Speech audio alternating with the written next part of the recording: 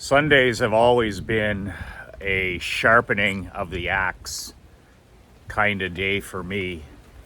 And I hope it's something, if it's not a Sunday, you take at least a few hours during the week to sharpen the axe, to sharpen the saw, just to take a physical and mental break from your success routine. And it's very helpful mentally and physically.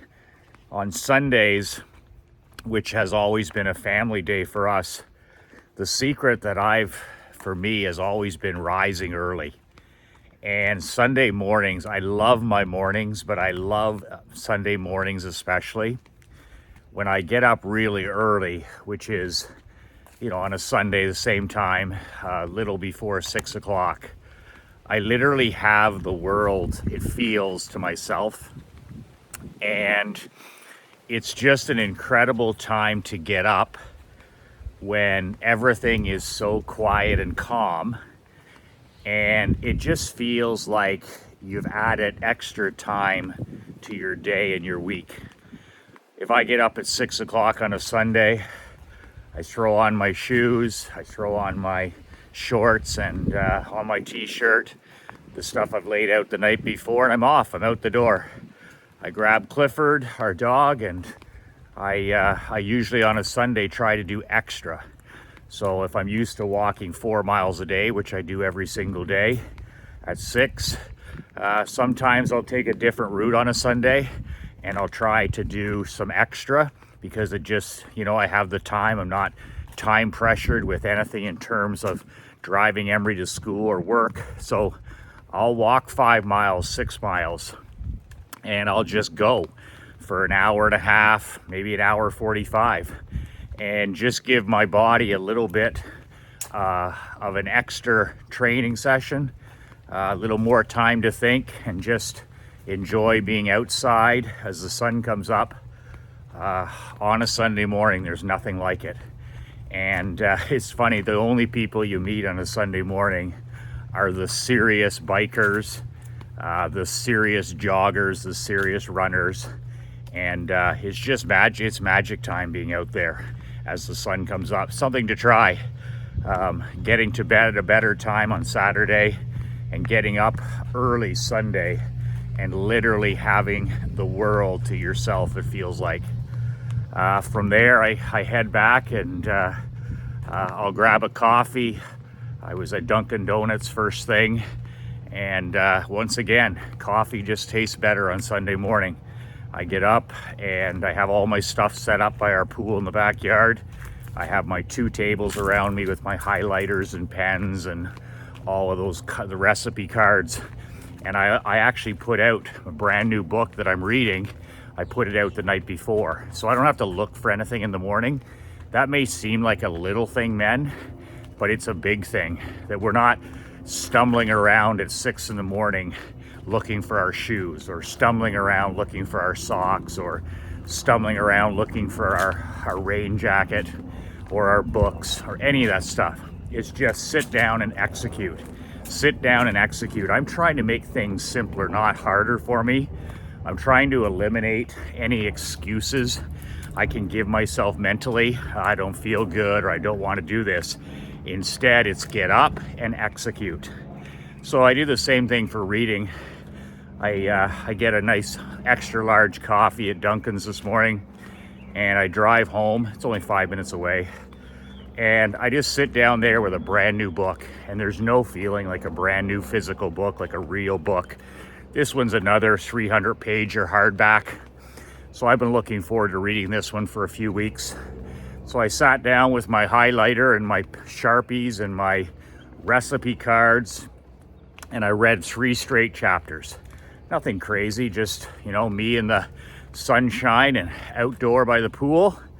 And then by the time I'm done reading for about an hour, and I've walked for about an hour and a half, usually Krista and Emery, well, especially Krista, she'll be getting up then, and Emery will be looking to do something as a family. So after that, I only have one more thing to do, and I've accomplished all of my big stones for the day in terms of moving my life and my business forward.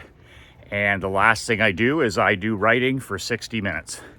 And once again, I can accomplish that, when Krista's getting up, when Emery's getting ready. And I've got the 3 things that I have to get done, but it feels different on a Sunday. So I've got my training in, I've got my copywriting in, I've done something to bring my business money. It could be money, future money, it could be present bank, or it could be future bank. Present bank meaning money that you're gonna get in the next day, 7 days, something like that. Or it could be something like future bank that's gonna bring me money down the road. Maybe I'm writing copy for a coaching program, or to sell the swipe file, or shooting a video for down the road. Or it could be something for but regardless, future bank and present bank. Always doing something that's gonna bring your business present or future money. And then, you have the rest of the glorious day to yourself. And we decided to go out biking. Krista and I walked some more, and Emery was on her new bike. And then on Sundays, I do like to take Emery over to the Hertz Arena here in Naples, which is a gorgeous 2-pad ice hockey arena. And there's always public skating on Sundays. So it gives Emery a chance to get out there and skate and get some exercise and kind of do what she's used to doing at home. She's not playing hockey when we're here. We're taking a break of that and doing new things like tennis and new things like new riding coach here. But I still like to get her out on the ice on Sundays, and it's a great daddy-daughter thing. Krista's been away for a couple days visiting a friend of hers. My wife Krista taught in Colombia for 3 years before we got married, and she is actually the principal of her school in Colombia for the 3 years, who now lives here on the southeast side of Florida. So I encouraged Krista to rent a car, and she drove the 2.5 hours on Thursday, and enjoyed 2 days over there visiting her old boss, her old principal. And it's nice to keep friendships, real friendships like that. They visit us many times in Canada in the cold, because they're originally from Colombia, so that's always funny to see. So just some things that are really, when I talk about sharpening the saw and sharpening the axe, that's the old adage. If you had 6 hours to cut down a tree, you would use 5. The smart, intelligent woodsman would use 5 of those hours to sharpen the saw, sharpen the axe. And I've mentioned this before in other videos, but Sunday is my sharpen the axe day. When we end up in the afternoon, whether, we're sitting by the pool, or Emery wants to go up and play by the tennis courts, whatever we're doing, it's pretty low energy usually on a Sunday unless there's something planned. And it's a great opportunity for me to take what I call my disposable reading, my magazines, my newsletters, everything that comes in my mailbox over the last week.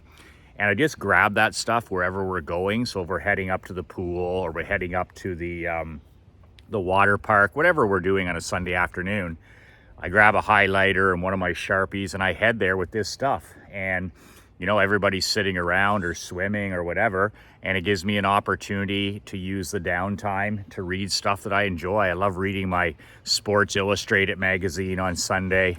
I love reading my Forbes magazine on Sunday. I love reading any disposable reading, like it's just stuff that I can take. I can tear out the pages. I can share them with my coaching members later on, and then I can just toss the rest of it. But that way I'm doing one of the things that I enjoy, which is learning, reading, and sharpening the axe on a Sunday. And then by Sunday evening, depending upon what we did as a family, it's a great opportunity. I like to sit down quietly out by the pool. If I'm at home in Canada, I like to go and sit on the end of the dock on Sundays, usually just before dinner time. I'll go and I'll sit, no technology, nothing, just me sitting there, maybe a pen and my journal, and no distractions, and everything's calming down by then. And I'll literally go there and I'll just listen for ideas. Like Thomas Edison said, sit, be quiet, and listen for ideas. So I like to do that beside the pool. I like to do that at the end of the dock or on the boat. And it's just an amazing way to start your week, because a few ideas will come to you and I just write them down in my journal. It's my big ideas for the week. My routine doesn't change a lot. I know the things that I have to do. I know I execute on these 3 things each and every day that are within my control. That helps me achieve my big goals. And I'll sit there, and then from my tennis playing days at the academy and my hockey coaching days, is I'll close my eyes, and for literally 5 minutes, I'll visualize my upcoming week. And I'm not a meditator. I've never meditated. It isn't something for me, at least at this time. And of course, I mean, my wife teaches it, but for me, it's just not something that I end up doing. But I have always been a strong mental toughness kind of believer. And one of the big things for me that I do every Sunday night, and it just became a habit after I did it. What habits are at 21 days, and then a habit becomes a lifestyle at 45 days. So if you can get to 30 days and then you can get to 45 days, you've got a good chance of whatever behavior sticking in your life. So that's what happened with me with visualization. We used to be forced back at the tennis academy. This is way back in the day. These guys, like, cutting edge. If you think about this, you're going back into, the early 90s and the late 80s. And we had a full-time mental training coach at the tennis academy in London. And we would have to go up in the room and lay on the floor and all this kind of stuff. And we'd literally have to visualize, lie down, breathe, and visualize our game. Our forehands, backhands, all of that kind of thing. But basically, it was amazing because it was like such groundbreaking material, like at that time. And it worked so well in terms of my tennis game, in terms of everything, results, that it just became something that I started doing a lot of. 5 minutes done, 5 minutes done. So the same thing, I took a break from that for a long time. And then I started using it in business and in my marketing. And I used it a lot in coaching. It was nothing for me to, before a game. And they used to think this was all woo-woo stuff, like crazy. And I don't know any top cleaner athlete that isn't, who doesn't visualize.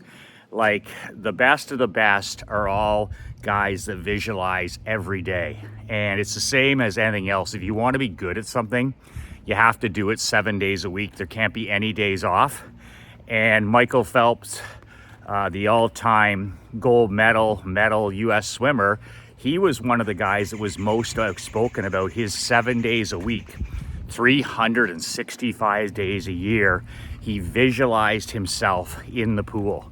So not only did he train like a total cleaner, but the guy also would take time, 5-10 minutes a day, what he called the theater in his mind, and he would see himself winning. He would see himself competing. He would see himself at his best. And he said he thought he was the only swimmer in the world who visualized 7 days a week. Success leaves clues, man.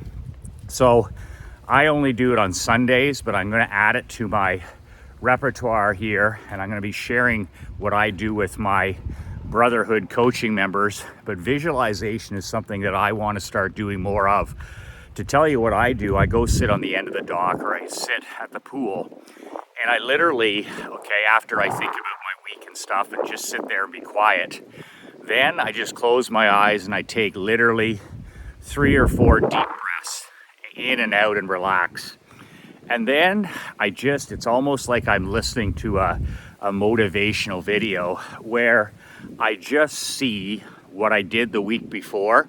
So I visualize all of my victories, all of the things that went right the 7 days before. So I can do this with days. So I basically start by visualizing what I did Sunday before. I see myself visualizing of all things. And then I see all the family time that I had the week before. I visualize my time as a husband, date night, walks together with Krista.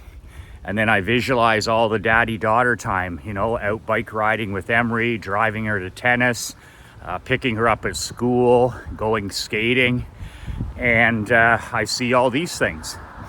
And then I visualize myself walking, which I find really inspiring, because some days I don't want to get up and walk.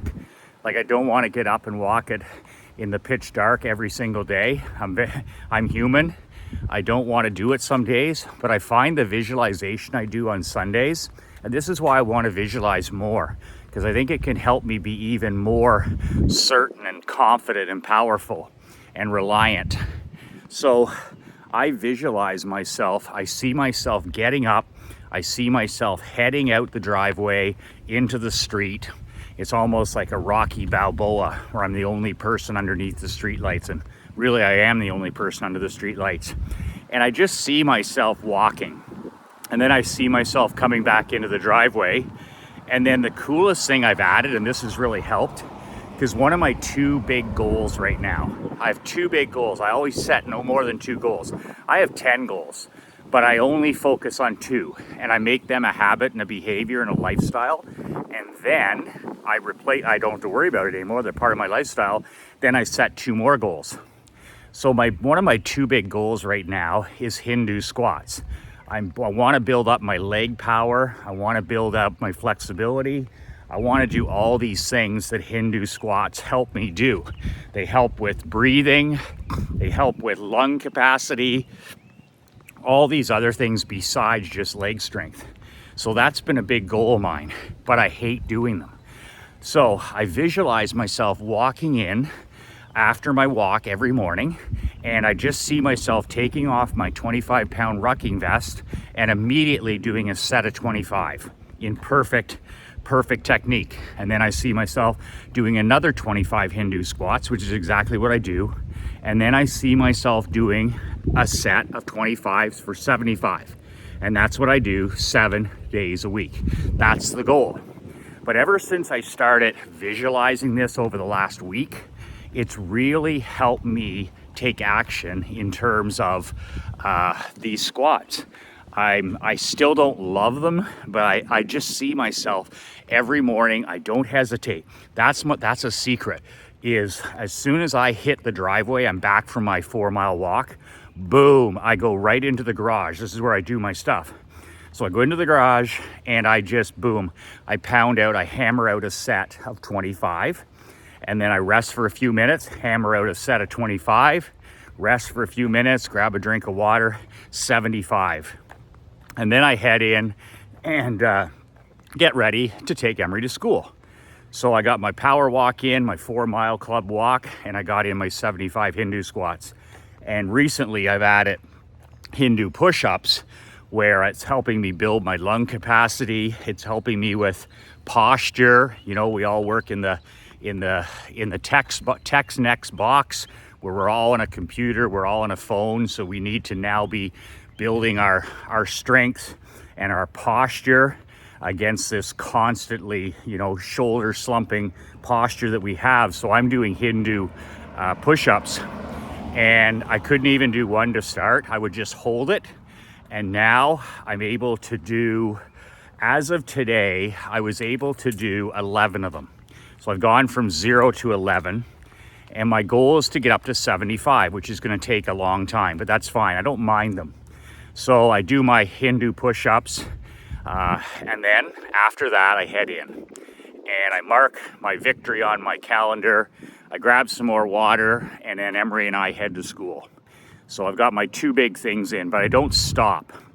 So these are the things that I visualize on Sunday night for about 5 or 10 minutes. And then I see myself as my week. I see myself sitting down at my computer and being successful. I see myself smiling. I see myself pounding out great copy and emails, newsletters. And then I see myself working on Tuesdays and Thursdays with my elite world builders, my best of the best coaching brotherhood. And I see myself giving them 2 hours of the most valuable, entertaining, powerful coaching that I can. I see myself holding them accountable. I see them having success. I see, wonderful feedback, all this kind of stuff. And then I take a couple minutes and I visualize shooting these videos. I see myself walking, the path or the sidewalk. I see these videos, actually seeing them in an email form, and I see them helping businessmen all over North America and the world. And then basically, I see the weather for a little bit, the beautiful sunshine we have most days here in Naples. I see myself talking to my mom and dad, who are in Canada, 88 years young, living independently. I see myself, talking with them on the phone and some other things. And, it only takes 5 or 10 minutes, but visualization has made such a difference. And it's going to be something that I'm going to see if I can't add a couple more 5 or 10 minute sessions into my week. There's a guy I see visualization too, just up ahead, the FedEx guy. Every time the FedEx guy arrives at my house here, he's always bringing money. So I literally visualize. Then I did this for a long time because, my coaching guys, they're sending me checks. Yes, checks. I'm not doing any of this PayPal bullshit. Or we're a 2-person operation. We're a small 2-person operation with Leanne and Mark Andre and myself. And we keep it simple. We keep it simple here. And they FedEx me a check for the coaching program. So every time that FedEx guy used to show up over the last month, I would visualize him bringing me checks, big checks. And that was so helpful because that's exactly what he was bringing. And my daughter Emery be like, here comes the money guy. Here comes the FedEx guy. And I'm like, damn straight. So little things like that are amazing that when you visualize them. One last thing that I visualize, and this goes back to my tennis background, my pro coaching background, is visualization is just a part of sport. It is. I mean, I used to close the locker room and shut off the lights and my 21 players and coaches, and we would do a visualization for 2 minutes before a big game.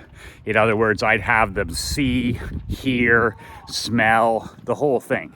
The visualization. They'd see themselves successful on the ice. They'd see themselves scoring. They'd see themselves defending. They'd see the referee, making good calls. They would see the crowd cheering. They would see their parents, being positive and encouraging. It was just everything that we wanted to happen. They close their eyes and I talk them through it as a group for like 3 minutes. Those were always our best performances. Those were you're almost scripting excellence. You're like scripting winning. So I did that with my hockey teams, of course. Nobody else does it. Oh, I'm not doing that, they say. I'm like, fine, we're gonna whip your ass anyway. But just so important to get the players visualizing. Well, I've done the same thing over the last few months because what I've done is I don't have a sales team. I'm the salesperson, period. I'm not employing salespeople. So when a person like you, as an example, if you apply for one of my high-end programs, so I have 2 of them. I have my 8-week Badass Millionaire World Building program, which is going on right now. It's closed to anybody new. Or my 5-star mastermind, which is a year long, and it's coming up in a couple months. You book a phone call if you're interested and you qualify, and you book a phone call with me, yours relentless. And we literally get on the phone call for 30 minutes, 45 minutes. It's not a sales call, it's a qualifying call. I need to see whether I can help you. And secondly, I need to see whether you qualify, whether you're going to be a good part of the program, good part of the team, that kind of thing. So that's what I do on the call. But I do these calls personally. And once again, I've done a bunch of them, qualifying men into our program, our coaching world building program. So it's the first time I've been on the phone in 4.5 years since I sold my insurance company and walked away into the sunset for a, what do you want to call it, a mini retirement. So I used to live on this phone. I used to be like, you know, my day was one endless phone call, but not anymore, and it hasn't been for a long, long time. So what happened is I started visualizing these phone calls that I was going to have with these elite businessmen. Some of them are my friends, some of them are guys I know, some of them are strangers. And I would have 2 or 3 of these calls a day, and I would literally just visualize for a couple of minutes before, sometimes the day before, sometimes that morning, and just see a successful conversation. See a pleasant conversation, see, you know, good communication, being honest, being candid, that kind of stuff. Hello. Hi, how are you? Great.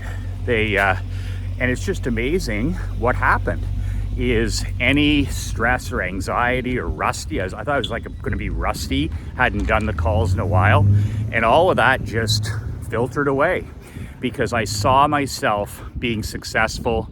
I saw the person on the other side being successful. I saw it as a win-win situation, and hey, it attracted success.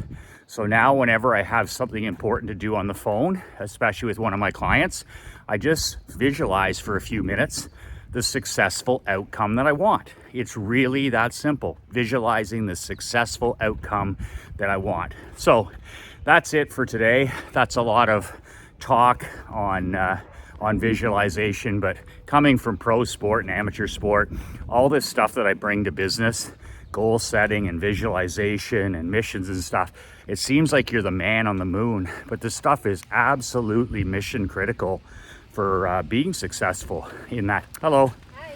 It's just so important, and it's separation season. If you've got a personal mission as a businessman, a personal mission, one thing that gets you up early and keeps you up late, like a man on a mission. Steve Jobs, man on a mission. Walt Disney, man on a mission. You know, Nick Saban, man on a mission. Bill Belichick, man on a mission. If you've got a personal mission and you also have a burning, absolute burning reason why you want to do something, why you want to build it, maybe it's to prove something to somebody, maybe it's to make your parents proud, maybe it's to build a legacy you're proud of, maybe it's to make your children proud, whatever it is. If you have a burning reason why, there is nothing that can stop you. Because when the rain comes and the tough days come, you're going to be able to blow through all of that adversity that will come. You'll be able to blow the doors off of that because you have something that nobody else has. You have a personal mission and you have a reason why. A reason why. There's a reason why you want that Super Bowl victory for yourself or that World Series victory, whatever that thing is you're chasing.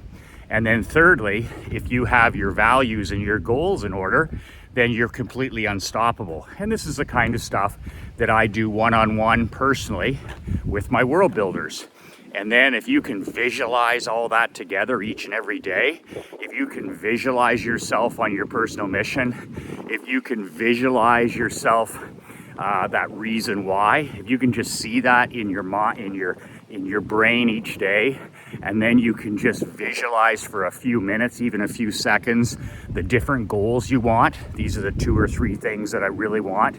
Man, oh man, you're 10 feet tall and you're bulletproof. You're absolutely unstoppable. No matter how tough, no matter how high the mountain, no matter what the world throws at you, you're giving yourself a chance to win because of everything else that you're doing. So that's it for today. Michael McLean, badassmillionaire.com. The deadline for copies of my $155 million swipe file is actually Monday, tomorrow at 4 p.m. Eastern. I do have a few copies, and once they're done for good, at least for the next year. So if you want a copy, you can go to Badass Millionaire. Actually, just go to badassswipefile.com. That's badassswipefile.com. It's my swipe file of everything I've used in my marketing for the last 18 years to sell over $155 million of products and services, everything. It's an ugly physical product. I'll ship it to your door anywhere in the world. I'll pay for the FedEx, and it's $1,001, which is a nice fat $1,000 discount. But they're actually, the deadline to purchase is Monday, which is tomorrow at 4 o'clock Eastern. So once that deadline passes, I'm not selling anymore, and I don't think there's going to be any more to sell anyways. These were in my garage, and I wanted them gone, and my wife wants them gone, so that's why I'm selling them at a discount. And candidly, the product is not for everybody. It's how I've marketed it the last 20 years. It's like, you can't be thin-skinned, and you can't be like a marketing wuss or a candy ass, because trust me, you know, the way I've done things, the way I've marketed myself in hockey and in the window washing business, in the restaurant business, in the barbershop business, in the insurance business, it's not for everybody. You need to be a guy who's dedicated to playing offense. And if you're the type of guy who's, you know, wants to be under the radar, or if you're a guy that plays, you know, not to lose, then I recommend a hard pass on this product, because this product, it makes you stand out. It makes you king up. It's for lions, not sheep. And if that's not your style, personality is not your style, if you want to hide in the background, then this product isn't for you, and there's nothing wrong with that. But if you want to start playing offense every day in business, you want your marketing to cut through the clutter and noise and chaos and make you number one in your particular niche. That's what it's done for all my things. It's made me the most talked about, the most respected, and the most referred person in all these different niches. It did it in insurance, it did it in hockey, it did it in franchise ownership, it did it in real estate, it did it in the barbershop business. It does it in any, but you got to have the alligator skin to do it. If you do, badassswipefile.com. And if you don't, that's okay by me too. That's it. 2 words that change my life. 2 words that can change your life. Be relentless.